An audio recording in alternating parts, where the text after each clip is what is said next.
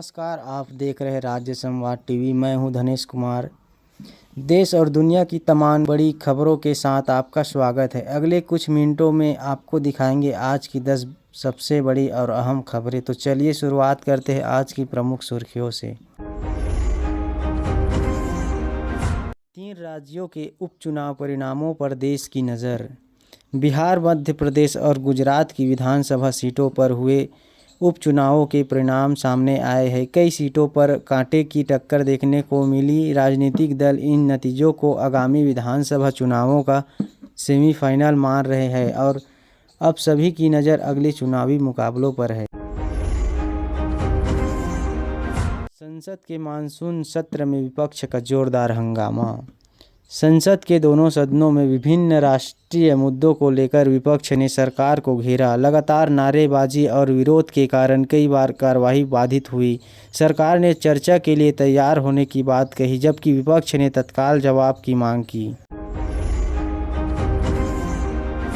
कई राज्यों में भारी बारिश का रेड और ऑरेंज अलर्ट।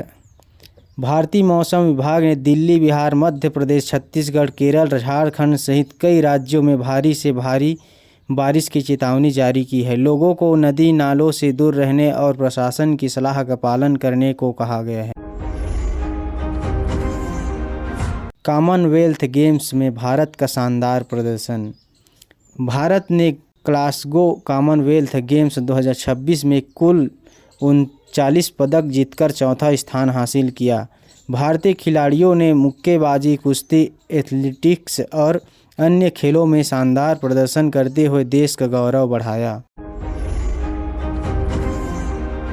इस सप्ताह आरबीआई की मौद्रिक नीति बैठक पर बाजार की नज़र। भारतीय रिजर्व बैंक की आगामी मौद्रिक नीति बैठक को लेकर निवेशकों की निगाहें टिकी है। विशेषज्ञों का मानना है कि ब्याज दरों पर फैसला महंगाई, वैश्विक परिस्थितियों का आर्थिक विकास को ध्यान में रखकर लिया जाएगा। जुलाई में देश की बिजली खपत में 11% की बढ़ोतरी। भीषण गर्मी और उमस के कारण जुलाई महीनों में देश की बिजली मांग लगभग 11% बढ़ गई। ऊर्जा कंपनियों ने रिकॉर्ड बिजली आपूर्ति की है और कई राज्यों में अतिरिक्त व्यवस्था की गई है। सोने की कीमतों में तेजी जारी। अंतर्राष्ट्रीय तनाव और सुरक्षित निवेश की बढ़ती मांग के कारण सोने की कीमतों में लगातार बढ़ोतरी देखी जा रही है। विशेषज्ञों का कहना है कि आने वाले दिनों में बाजार की चाल वैश्विक घटनाओं पर निर्भर करेगी। अगस्त में कई नई कारें होंगी लॉन्च। ऑटोमोबाइल कंपनियां अगस्त महीने में कई नई SUV और इलेक्ट्रिक कारें लॉन्च करने जा रही। इससे भारतीय ऑटो बाजार में प्रतिस्पर्धा और बढ़ने की संभावना है। भारत में पहली महिला बनी जीएसटी की महानिदेशक।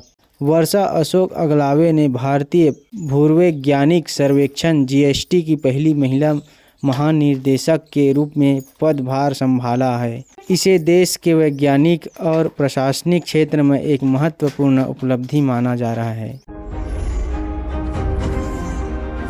देश भर में प्रशासन अलर्ट मोड पर।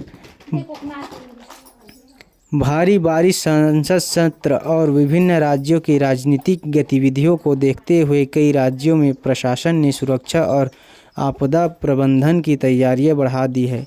आम लोगों से मौसम और प्रशासनिक निर्देशों का पालन करने की अपील की गई है।